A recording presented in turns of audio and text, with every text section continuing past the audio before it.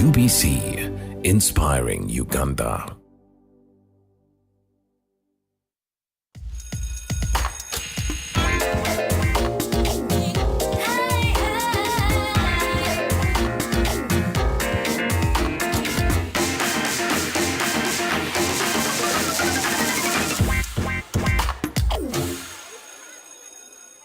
Welcome to the Education Forum Show. My name is Jemeo Nachiranda, and as usual, we're here to explore trends and developments in the education sector. Well, as usual, the show celebrates the power of education to transform lives and save the future.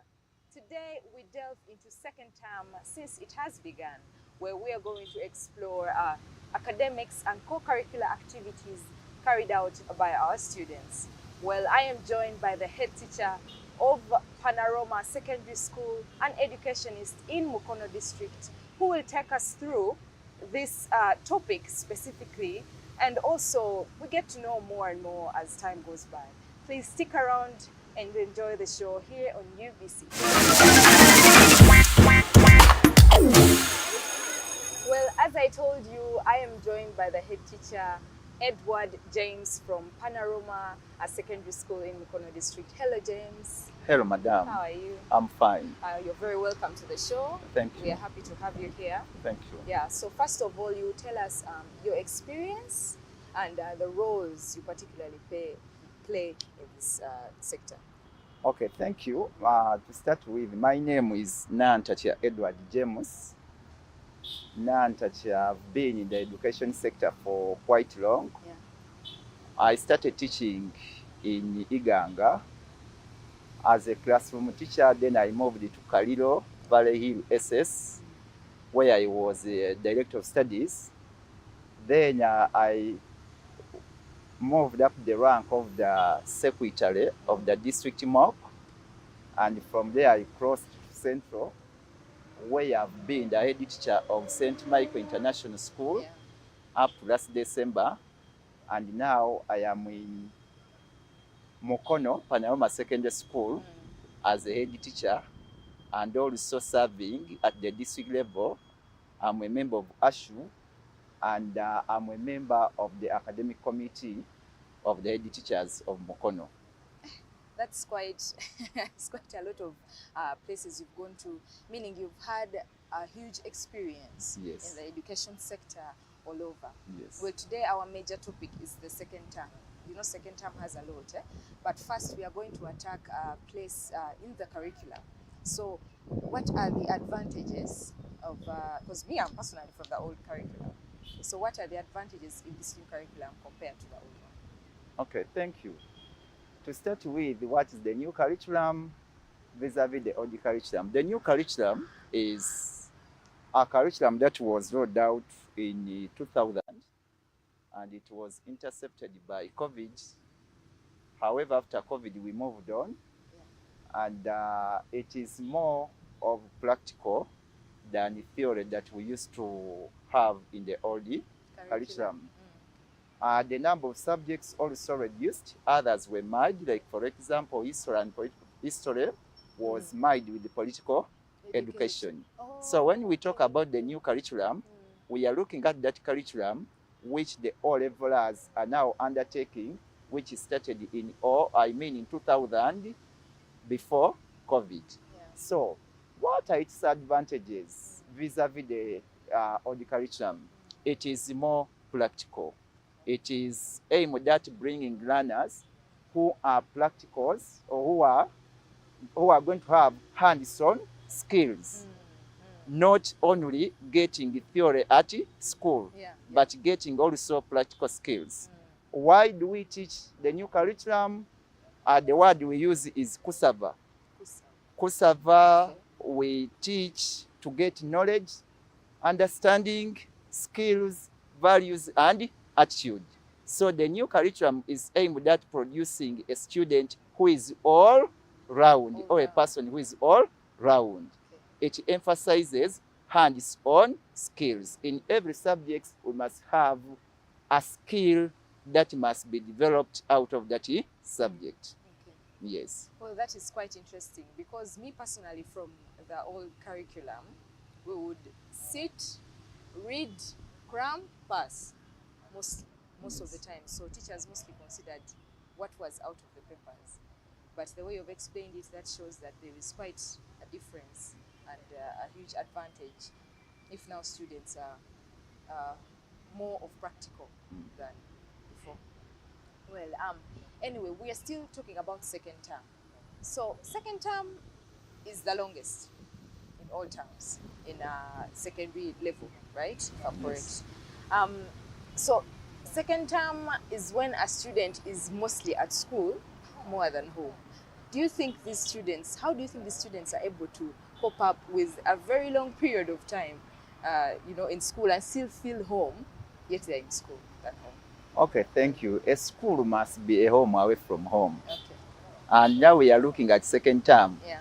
Second term already started the day first term ended. Because when a term starts, it is like preparing food.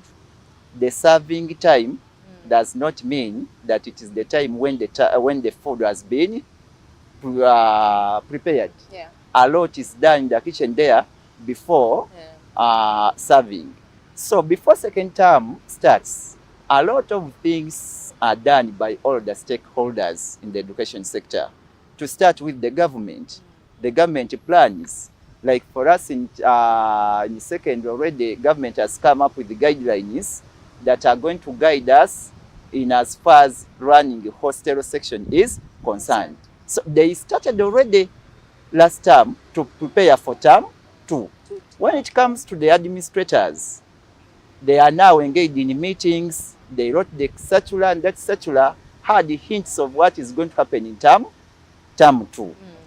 When you go to the learners, they receive the report cards. And those report cards indicate whether the person has performed well. You sit down and touch into yourself and see, I performed like this. Why? How have I performed and why? So when you come back in term 2, you must have the how and the why answers. When it comes to administrators, they are now budgeting, drawing budget sets of departments, head teachers, deputies, officer, director of studies. So the planning process is already ongoing. On the side of the parents, they started the planning when the students went back home. For example, they look at the report cards, they look at the circulars, they look at what is in the circulars and is needed in term 2. If it is fees, has it been increased? Where is it going to come from? So the term already starts the day the other one ends. Come back at your question. How do students cope up? Still work starts at home. As a parent, you need to sit down with your child because, remark you, the first teacher is the parent. I believe I and you, our first teachers were our mothers. They taught us. They brush. They wash their face. When you wake up, you greet. So the first teacher is at home.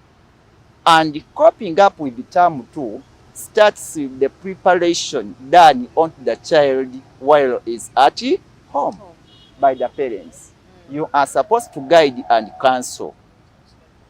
Tell this person that you're going back to school, but we are sending you back to school to go and study, not to bring cases at school.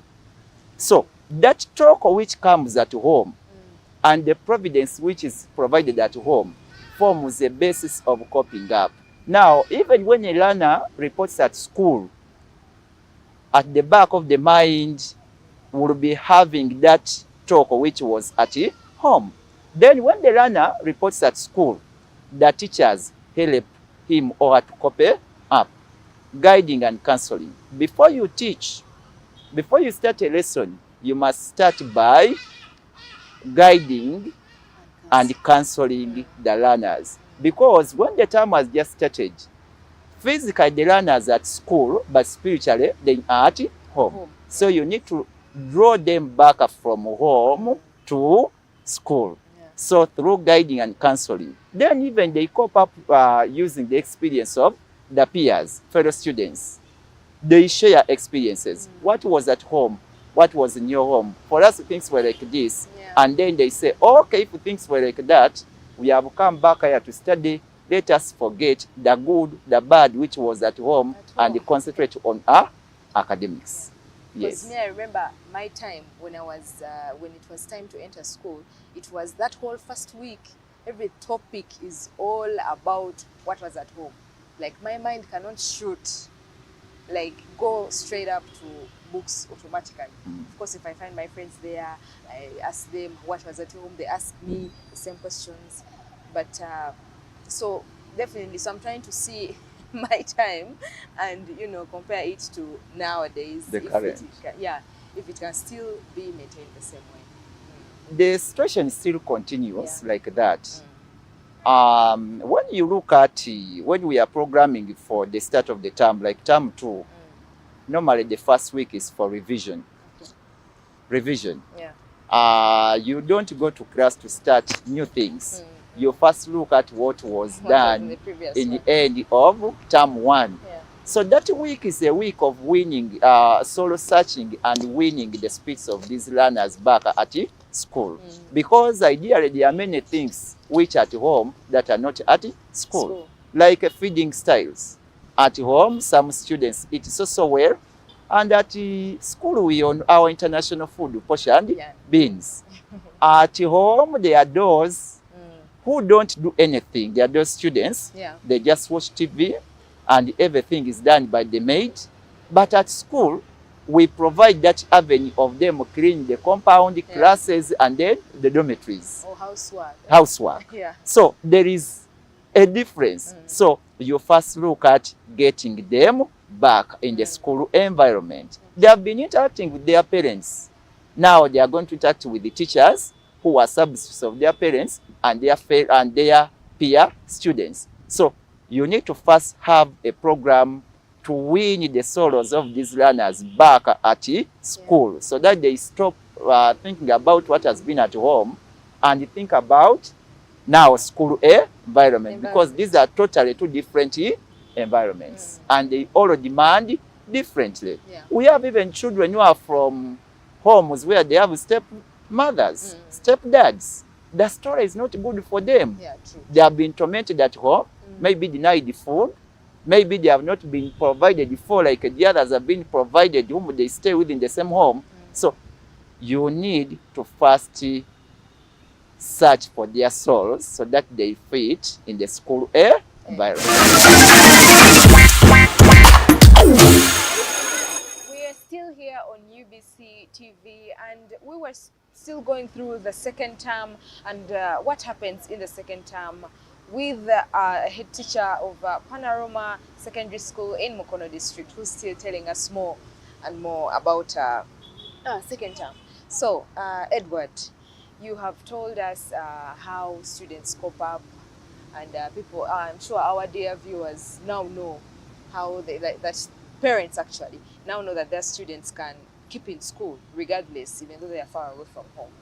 So, still talking about second term, we are going to see this part of co-curricular activities. Each term has so many activities that take place. I remember in my time, second term had music, dance, and drama, if I'm to recall. And then first term had Running, athletics. Sports day. Athletics. Yeah. So what I'm trying to drive to is how are students able to balance academics with these co-curricular activities? Yes, thank you, Madam Nachiranda. Still an insight in term 2. Term 2 has a lot of things. Actually, it is the most busy term of the year and the hardest one. Why is it hard? Normally in term 2, parents don't have money. And what brings that is that money to the business people, money to the economy come from the ordinary person. And in term 2, it is not time for harvesting. So the local person has nothing to sell, to offer money in the market, which can in turn form a base of the economy. So there is always limited money in circulation within the people. So it is hard. and it has a lot of things. Yeah. Now, in particular, when it comes to co-curricular activities, every term has got what is supposed to be done. Yeah. Like in term 1, it was football, ball games Yes. for secondary, then athletics in primary. And now this term is for MDD, music, dance and drama, in both primary and secondary. So learners, schools need to engage the learners because the ministry policy is at least a school need to engage in a year in almost 3, not less than 3 activities. Yeah. And now term 2 is for music, dance and drama. So learners need to be engaged because our new curriculum looks at bringing up a student who is all around. And remember, these co-curricular activities are also basis for livelihood to the people. So schools need to participate in music, dance and drama from district level, zonal level, district, then national level, depending on whether the school has qualified. So how do learners cope up? Simple. We must have a program that this time is for being in class. This time is for training. And time shouldn't be substituted. If it is time for music, dance and drama training, let it be for MDD. If it is time for class, let it be for class. That's how we can help them to cope up. And the timetable must be followed to the dot. Okay. It is time for this activity, let's go for that. It is time for this activity, let us go for that. Yes. Because now you've reminded me about something. When during our MDD time for second term, there was a point when competitions were soon, like the day is soon to approach. And then these trainers wouldn't let us go. Like, he would leave like at midnight, I think, training basically. So it would be sometimes hard to balance the books and, you know, at the same time, focus on the activities. Yes, still it goes back to a program. Yeah. You must have a well-spelled normal program. Like training shouldn't go up to midnight. Yeah. It must end within the normal working hour of the day. Such that evening, if a child has been in for training for a day or some times of the day, then evening that child must be given time to copy the notes, to also do some revision, because all the programs need to move on concurrently. Yes. Well, so we are still in second term because it is our major focus. So second term, we have now this section, the candidates. Yes. The candidates are sometimes considered as a special case, actually. We should term them as a special case. And they have, they are quite different from the other students in the school. I believe so. I believe that is how it is until now. So why are they really termed as that? And why do they go through a different kind of training compared to other students in school? Okay, thank you. You've called them candidates, and indeed they are candidates. By the way, teaching ends in teaching in candidate classes, like in secondary, ends in term 2, and it has been the routine. Even when you were young, our parents used to tell us that if you bring to me a report of term 2 and you have passed, for you have already been promoted to the next class, because term 3 basically is revision. So why do we consider candidates special? We are preparing them for national exams.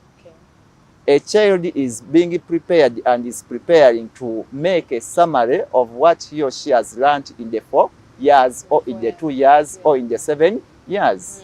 So term 2 is really to panel beat and prepare. You must look at coverage. You must look at preparation. You must look at registration. So they are special because they are being prepared. And remember, these candidates are a team, a school team, a school academic team that is being prepared to go and compete with the other candidates in the rest of the schools in the country. So that makes them special because these exams are going to be set by neutral people whom we even don't know. So you must prepare them and ably plan for them so that they can compete at the national level. That makes them special and distinct from others. National exams, preparing them for national exams. So during this second term phase, candidates tend to go through a lot of mocks, extreme revision, constant tests, if you know what I mean. Because I remember in second term there was that pressure as a candidate you're supposed to go through. Don't you think that this is too much, or is it, you can tell me to go about that? Because I mean there is a lot of pressure. If I recall my time, I wouldn't breathe like. The answer is a yes or no, Yeah. depending on who is speaking about it. Yeah. If I, a teacher, is talking about that pressure for term 2, it's a very good pressure, because if a school system does not exert pressure on the candidates, you can't get what you need out of them. So to me, a teacher, I will say that pressure is okay, because it is out of that pressure that we can get good results. If you leave students without pressure and they are redundant, you cannot get results. And actually, a school system, which is a good one, is that system that can exert pressure, reasonable pressure. Again, not too much, but reasonable pressure on the candidates. So when it comes to the side of the candidate will say it is bad because it exerts pressure and it calls for extra efforts, a lot of inputs on the side of the child, the candidate. So when you ask a child, the child will say, candidate will say, it is too much. But for us who are to do with the planning, the preparation, we know it is out of pressure that we can yield what we have been looking for the 4 years or for the 2 years. And normally the boat capsizes as it is about to land. So the ending part is really very, very important. And it is term 2 because term 3 straight away for exams. Yes. Okay. So candidates should keep up and be strong for this pressure. They must be very strong for this term, and this term it is not going to be business as usual. Because I remember I even lost weight. You lost weight? Okay. By then. All right. So speaking of schools, and we're still engaging in this, like in schools, they tend to stream students according to their abilities when it comes to their performance. Is this a good thing? Or, you know, there are some streams that can say these are the mediocres, these are the sharp ones, or you can say things like that. How is that affecting students in school? Thank you. The best way to stream students, according to me, would be to intermingle. Those who are very bright fast learners and then the slow learners. You see, in education, we don't have dull, bright. We normally say fast learners and then slow learners. It is better if we are streaming students to intermix them so that a stream comprises of the slow learners and the fast learners. Why so? The slow learners will be motivated to work harder and harder by the fast learners. 2, the fast learners can help out the slow learners. So a good streaming system, according to me, is that system that calls for mixing of both the slow learners and the fast learners, because the fast learners will benefit and will help the slow learners. Yes. Because I mean, you know, for us we have different mentality when it comes to school. Yes. There will be like stream east is for the sharp ones, stream west is for things like that. So I was still wondering if it is still the same until now. Yes, some schools do things in that way for reasons best known to them. But ideally, my submission would be the right one. But there are some schools for reasons, and depending on also the school culture, they can say, let us have the slow learners in one stream because those ones need special attention. And the fast learners in another stream. All systems have advantages and disadvantages. Like when it comes to teaching, the way you approach the stream of slow learners Yeah. is not the way you approach the stream of the fast learners. Fast learners may not need a lot of time to explain a concept, but the slow learners, a teacher will take a lot of time. A lot of time, yes. A lot of time. So it depends. But the ideal illustration would have been to intermix these learners so that the slow learners don't feel isolated from the fast learners. Then also I've seen at many occasions streams of slow learners producing the best student in a school. Okay. Yes. Yeah, true. Yeah. So it is all about to encourage them. Don't discriminate them. Don't isolate them. Because nobody chose to be a fast learner or a slow learners. Like I said in a talk show here last year, that some of these things are determined at the time of birth. Yeah. The condition which prevailed along the time of fertilization determines somebody's IQ. So we shouldn't condemn them because it is not their choice. We need to just encourage them and come up with the systems that will help them to cope up, because we all need them. By the way, most of these children in those stream, somewhere we used to call it stream blue. Yeah. And whenever we talk about stream blue, we would even term teachers as for you are in stream blue. Those so-called stream blue, stream green, they are the most successful people in the world. That is very interesting. You may look for those who scored the first, super fast division, and you may not see them. And those who were struggling, they are heading departments, in ministries, in the country. So we don't need to condemn them because they are equally important. And more so when they understand who they are, they can work so hard and become very important people in the country. So we just need to encourage them. Okay. Yes.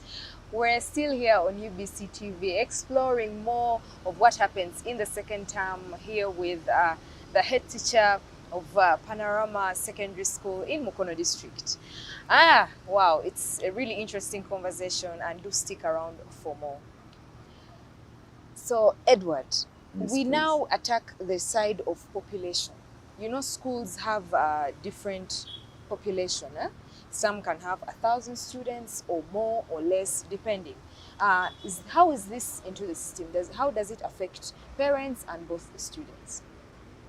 The population affects a school system in a way that if the learners are too many in a school, you will have many good ones and many bad ones in terms of discipline. So naturally, when the number of the students is big, it is always hard for a teacher to teach them ably, because teachers are trained to teach between 45 to 55 learners in a class. But when the number is too big, you will find that you are giving a class or one stream 120 students. And you are making a teacher who was trained to teach between 45 to 55 students to teach the 120. They will not get the efficiency of this teacher. Okay. So when the number is small, it is easy to handle a smaller number of students in a school and even in a class. But it has disadvantages. Once when the number is small, the resources, the money in the school. When it comes to the monetary part of it, when the number is big, you will get resources, and these resources will make the running of the school so easy. However, again, when the number is small, on the monetary terms, you will get little resources, yet the school demands a lot. So it has both the positive and then the negative impact. More so on the resource part. Because the scheme book you are going to buy for a teacher to teach 120 students is the very scheme book you will use on the 20 or 40. So there are some costs which don't go down irrespective of the number. Salary. The salary you're going to give somebody teach 120 students is the very salary you're going to give somebody of 45. So number is good when it comes to resources. But again, becomes a disadvantage when it comes to managing and handling. Yes. Because sometimes you would hear theories of parents saying, me, I cannot take my student to this school because the students are many there, the dormitories are squeezed and all that. Yes, that is the handling bit of it. When the number is too big, the more the number, the more the pressure which is exerted on the available resources. Then the element of discipline comes in. It is always hard to enforce discipline in a school or in a group of people who are many. So they look at how are these learners going to scramble for the available little resources. The rate of scrambling will be too high. And then enforcing discipline within the many learners becomes too hard. Because the number is big, you cannot know each and everybody's name, you cannot know each and everybody's character. Yet if the number is small in a class or a school, you can follow up individual students at a personal level. So the difference is, I cannot take my child where students are many because there is a lot of struggling for the available resources, and two, the school system may not have ability to enforce discipline within my learner. Yes. So when we had started the show, you told us about your experience, the roles you play in this kind of in this education sector. So with your kind of experience and time you've served in this sector, are there any other avenues that can help to keep a student in check apart from teaching, besides teaching? Apart from teaching? To keep a student? Yeah, to keep a student discipline-wise, maybe let's say mentorship, things like that. Yes, there are many ways. And like I said, it starts from home. Parents must play their role of enforcing discipline within their children. And at school, a child who comes from a home whereby they enforce discipline is far different from that one that comes from a laissez-faire home whereby they don't guide and counsel the learner, the children. So the parents, the whole to be children of the whole community. True. I remember one time I was in P2 coming from school, we bypassed an old woman, we didn't greet, and the old woman followed up us up to home. And it was a big battle. The case we had committed, we never greeted. And from that time we learned that everybody counts and everybody matters, and we are children of the whole community. So the community also must play its role. But nowadays the trend has changed. Children have become children of individuals. Yet for us, by the time we were being brought up, we were children of the entire community. Every member of the community was responsible for the children in that community's discipline. So it was a community affair, not looking at your mother or father. So everybody was a policeman and a policewoman over to ask the children. So the community need to do. Then, you people in the media section, which programs do you showcase these learners? Are they helpful? Do they build them morally? All of those things. So apart from a school, we can look at a home, a community, and then the general communication system of the area or the country. What are they watching? What are they reading on social media? What are they watching? Which people they move with, the groups. And dear viewers, parents, we must be keen when it comes to identifying the friends of our children, because the peer groups also kill a lot. And now they are in holidays. Can we manage them and ensure that they don't just pass with anyhow and to just later in the towns, in the communities, to be contaminated with the bad groups? Yes. So, wow, that is very, very interesting indeed. Yes, by the way, because when we were young, you would even actually, when like you've left home and then you're walking towards school, because I think us when we were still young, mostly walked to school. So let's say a neighbor or what would give you something to eat. Oh, have this. How has a student performed? That's how things used to be. But right now people just wake up, you dress your kid to go to school, and that's it. Individualistic community. Yeah, I understand. So anyways, we are still going through this second term and much more about the education side. But so collaborations tend to happen in schools, between schools actually, I should say. These can include seminars, academic competitions, things like that we used to do even as when we were still in school. Maybe Chiguli would call Bogo Mixed, things like that. So how has this really helped in the students' education? Very important to collaborate. You see, something can be good or bad depending on the intention and how it is managed. Yeah. Like in this term too, we are going to have seminars. There are those we call internal seminars that take place within the school, and then the external seminars, whereby one school invites the other school. Those are called external. Yeah, okay. And they are very good. How are they very good? You go to a new environment and learn from those teachers and also from those students. Even making a social network. We must not be enclosed like a Buntan. Buntan is a closed country. Okay. You don't even watch TV from the neighboring country. Okay. As students, we must open up and pull up our areas. As we go to learn, we also make the social network. And who knows whether this friendship you're making now will help you tomorrow or the other day. Yeah. So we must collaborate. One, to learn from each other, from our neighbors, to compare notes. What have we learned? And these people have learned. What have they learned? And we have not learned. So you can make academic friendship. Yeah. But on a whole, we can also make that social interaction whereby it can form a basis of good future friendship. Yeah. Yes. Okay. So, you know, the second term, me when I was still in school by then, parents were given limited time to visit candidates actually. We had our own special days, you get. We didn't have the same visitation days. I don't know if it is still the same, but we didn't have the same special like visitation days as other students in the school.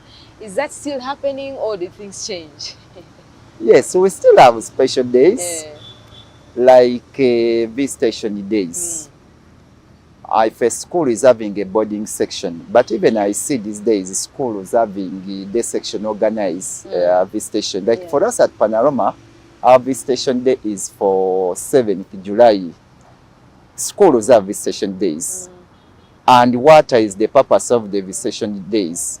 A parent to come and interact with the school environment, interact with the teachers who are teaching the children, look at the performance.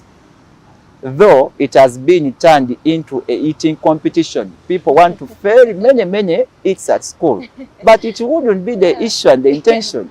The intention is a parent come at school, interact with the school environment, talk to the teachers. But many times these days, a parent will come, guess the child, they eat, disappears. But yet the intention is, come and talk to the teacher. The class teacher of your child. Go to the office, go to the matron. For me, when I go to visit my children, I even get them by the hands and go to the matron and I ask the character, does she do housework? Those people back there can testify in Uganda. Does the person do housework? How is the discipline? That's the intention. Come and cross-check so that we make a chain from home to school, because upbringing of a child needs a collaborative effort from home up to school. We must build a chain. And let us not wait for days of visitation. You can find some time and pass around the school and cross-check. Cross-check on how the child is performing, behaving, and let us have the contacts of the class teachers of our children and students. So they help the VDs. So as we come to the end of the show and we're still having a discussion, there is this particular issue I'm concerned about. Actually, I'm not even concerned. Curious about. Most cases when a student fails, okay, let's say not fail, like if... We were being told in psychology, In psychology, we're being told that IQ is determined at the time of fertilization, according to psychology. There, yes. You get me? That's one of the factors, according to psychology, education psychology. Then, leaving that apart, there are some children, when they are still at infancy stage, young, between 1 to 4 years, 1 day to 3 years, they are disturbed by the sicknesses. You get me? And that sickness affects the normal development of the brain. That one is also one of them. So 3, a child can be a slow learner because suffered sicknesses at the infancy stage. You get me? So the health situation at infancy stage can determine. Then 3, there are some children who become, who get challenges, academic challenges, because they were taken at school at a younger age. And it has become a common problem these days. We are taking children to start nursery at 1.5 years, 2 years. I started at 3. You get? Yes. 3 years. Yes. Now, there are those who are not affected, but there are those who are affected. That this brain, this younger brain of this child, was imparted into hard things, which were not of that age. That age. Okay. Now, such a child will start studying well, speaks a lot of English, finishes primary, and then when he crosses to A level, the brain is heavy with the information which was put in it at a wrong age. That one also. Taking children very early at school and dear our parents, it would be better we take our children to start nursery at 4 years, not at 2. Because there are even these children who are taken in that daycare, and you find somebody says, I'm taking a child in daycare, but the child starts studying at 1.5 years. Normally, those factors determine. Then 2, the background. Where did the child start schooling from? So there are many factors, but among them we can cite those few. Then attitude of the child. Attitude of the child. Is the child having a positive attitude that I've come to school to study and I'm studying for my own sake? Many times children think they are studying for teachers, they are studying for parents. One of my colleagues told me that somewhere children said, let us fail so that you don't get the allowances you get for performance. So those one have the perception that they are studying for teachers. So attitude also matters because attitude will create semantic noise. Noise, disruptive noise within the brain. And you will see that that negativity affects the performance of the child. Then finally, support of the parents. Are the parents supportive? Are they supporting? Do they provide what they are supposed to provide? Are they paying school fees? Or the child is in class today and then will come back after a month because at home is. So the support of the parents also negatively affects. So there are many factors. The school environment. How do teachers treat their children? Find somebody is a slow learner. Do you make it a song or tell everybody? Or you support the person, embrace the person, bring the person closer, the child closer to you, and then talk to the person. Guide the counsel. Make the person realize that my child has not performed well today, but it is not the end. Tomorrow can do better. So there are many factors. We cannot blame an individual, or we cannot blame a single factor. There are many factors depending on the available circumstances. You've made a very, quite a funny statement of students saying, let me study for the parents. We used to make those statements in school. That's what they say. Yeah, and they would be really traumatizing. Someone comes to school and is like, after all, my dad has paid tuition, let me just study for him. That means for his case. those ones don't have a goal. They are coming because they are being brought at school. Yeah. Yet for a child to perform better must come with an aim, a goal, which you must set while you're still at home, Yeah. that I'm going to school to study, and the purpose of my studying is to get a first grade, to pass, and in the future to become so and so. Okay. Yes. Well, that is very interesting. The other one is for year 12, an example in the family. Now, what if the person is the firstborn? Then you get a mentor outside the family. Because I might Get a mentor, admire somebody, then you strive to be like that person. Yeah. Yeah. Because my find guy in the family, it is me who is the firstborn, and maybe my uncles, their kids are still young. Things like that.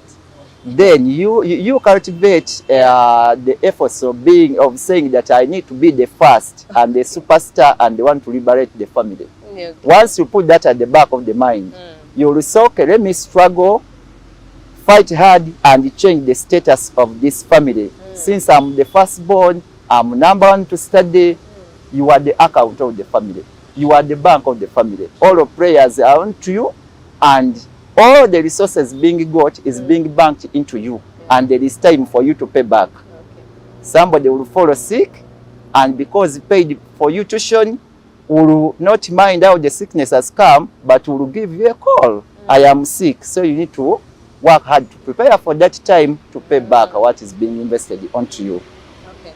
So, you know, schools are supposed to maintain a certain picture in the society, right? So how do you think schools have been able to maintain constant good results and education? For a school to be able to maintain a constant good performance, because we may not talk about bad performance. People go to school to get good results. Good results. A school must have a culture, a well-spelled culture, that whoever comes just fits in. A school without a well-stipulated culture, which special habit are you well known for? Is it discipline? Is it time management? Is it co-curricular? Is it that you're the best in producing good results? You must have a culture. Once a culture is there in a school, then the rest of the things can move on. But very importantly, the culture of discipline. Students who are not disciplined cannot pass. Yeah, true. And I've not had a conversation whereby people say, jubilate and say, for me, I'm what I am because I was disciplined at school. Yeah. It is discipline first. Yeah. And it is the key to success in academics. And in discipline and academics don't move hand in hand. In discipline, you will overpower academics. So we must have a culture of fostering discipline first. If you have a community of learners who are disciplined, then making them to pass is obvious. It will be easy. Yes. Because you will not have that chaos of this one is in discipline, this one is not attending classes and all that. Like those who don't attend classes can't pass. Because they are missing out classwork. Yeah. So we're still into schools. Now, this is going to gender balance, basically. There are schools have boys and girls. That is applicable to the mixed schools. Yes. Then there are also the single schools of only girls and maybe boys. And you know, gender, girls think differently, boys think differently. How do you think schools are able to maintain the two types in the same environment? Madam, naturally, there is no proven research. I've not read it anywhere that girls have special difference from as far as brain and understanding is concerned.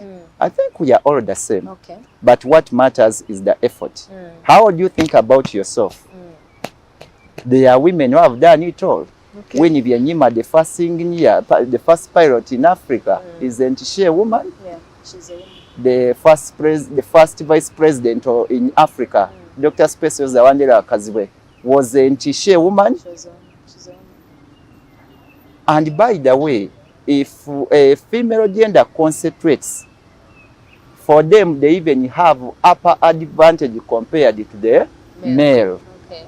For them, their growth rate is higher than that of the male.